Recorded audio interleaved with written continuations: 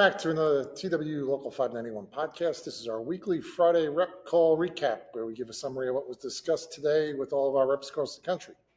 My name is Gary Scheibel, your local president, and joining me today in our headquarters is your treasurer, Troy Rhodes, your executive board member at large, Chris Horvath, and joining us remotely is your administrative executive board member, Russ Detmer. So, as always, welcome. Thanks for joining, fellows. So due to the Independence Day holiday weekend last week, we did not have a Friday call. So this is going to be a little bit longer. So we're going to cover 2 weeks worth. So we're going to get right into it. And Russ, you want to get us going with the peer support update? Sure, Gary. With the voluntary union benefits, with the new broker of record hub, continues to move along well. And we expect to have an open enrollment coming later this year and switch to new benefits January 1st.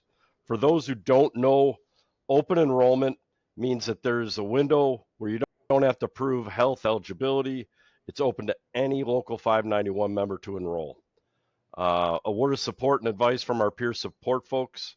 With these summer flight schedules increasing and added workplace pressures, the stress levels on everyone, not just passengers, but our fellow workers as well.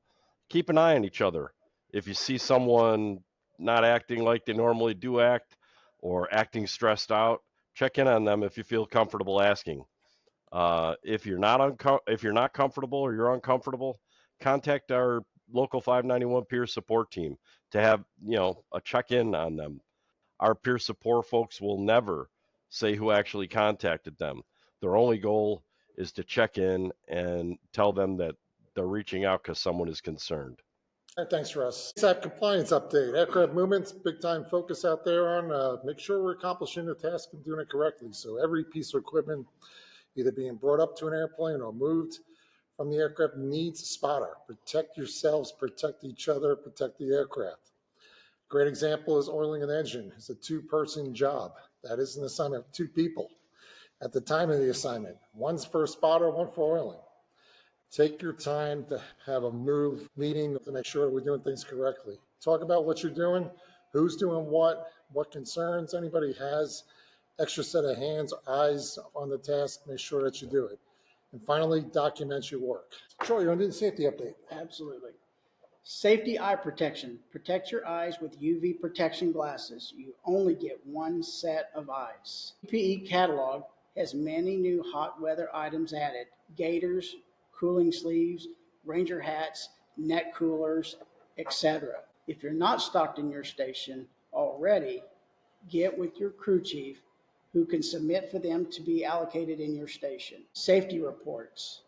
If you have a member of management or someone else pressuring you to deviate from safety process, we need their names in the safety reports. We can't solve the problem with someone in management claims.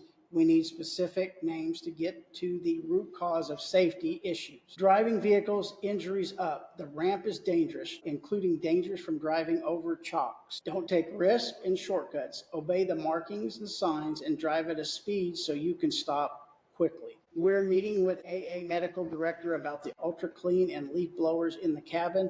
Need to clarify the time frame before it's safe to enter the cabin after those leaf blowers are used. We're not good with the leaf blowers, frankly, and all the dust and debris they throw in the cabin air. We need to establish solid safety processes to protect our members.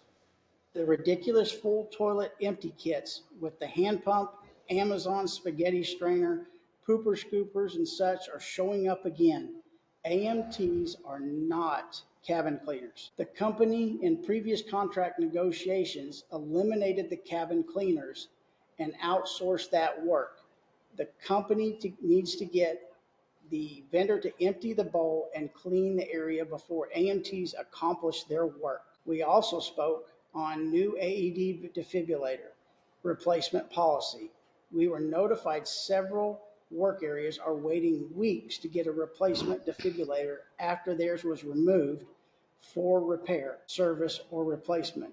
We will be speaking with the director in charge on getting this broken process fixed. This is simply unacceptable that AA has removed AEDs without having a replacement AED at some work locations because of their new policy. Thanks, Troy. I'll give Vice President Brian Coyne's grievance update. So Article 19 Alpha, that's the base doing our field trips. We were doing some arbitration prep. It's going along quite well. Myself and Brian traveled to Miami last week to prepare with the attorneys on the case, and also we have another meeting coming up in mid-August. We also both attended Tulsa Local 514, as they call it, the Dodgeball grievance. We went to their mediation in Chicago, and that's going to continue again in September with the National Mediation Board mediator. The Grievance Review Board, GRB, we are working with Labor Relations on getting the responses and dispositions to the grievances that were presented. We are pleased to see more and more grievances getting resolved at the lower levels of the grievance process and not just being kicked along to the next levels. That's how the contract is supposed to work, and bravo to the reps for getting these done, and let's keep moving more and more in that direction. So that said, Russ, you want to take care of the shirt hoodie update? Absolutely. As previously mentioned, the board did approve t-shirts and hoodies. The t-shirt size window is already closed, and those sizes were already sent to the manufacturer. For the hoodies, you can update your hoodie jacket size on the website until Monday, July 21st at 5 p.m. Central. Also, as an update, the Local 591 monthly national membership meetings start in July. July will have the West region in Phoenix on July 16th and the Northeast region in Boston on July 23rd. Please join us via Zoom if you're not located in these cities. All right, thanks, Russ. Chris, you have a field trip update? Sure. Field trip update. I tracked 44 line field trips for the last 2 weeks and 60 base field trips. While I'm tracking, please don't hesitate to send me any info you might see. My email or cell number is listed on the website. The field trip 6K settlement discussion, that's a settlement agreement for when out-of-service events exceed 8 hours and must be paid. Had 18 events that will be paid out with one still under investigation, so 19 total. In that discussion, we also brought up the company sometimes not asking for the proper number of AMTs. For example, we had 3 AMTs as the minimum for an engine run on a field trip, and how that causes compliance issues as well as delays in field trip work being completed. Also discussed was using MCTs in lieu of AMT tech crew chiefs for technical support on a field trip. Those discussions will continue. All right, thanks. One other thing I'll speak to is the TWU State Conferences. So Executive Board Member at Large Brian Friedman has started coordinating the Local 591 State Conferences. For those who may not know, the TWU has state conferences for political action to work on legislation that would benefit our members at the state level. TWU currently has 14 individual and combined state conferences that can actually impact our Local 591 members. These conferences, often they meet and work on state level legislation and typically focus around health benefits, protections, payroll protections, sick time laws, etc., all at the state level. So that is our podcast for today. Any other comments from you guys? Nope. Be safe out there. Be safe. All right. So thanks for watching. I want to thank Troy, Russ, Chris for helping me with this podcast.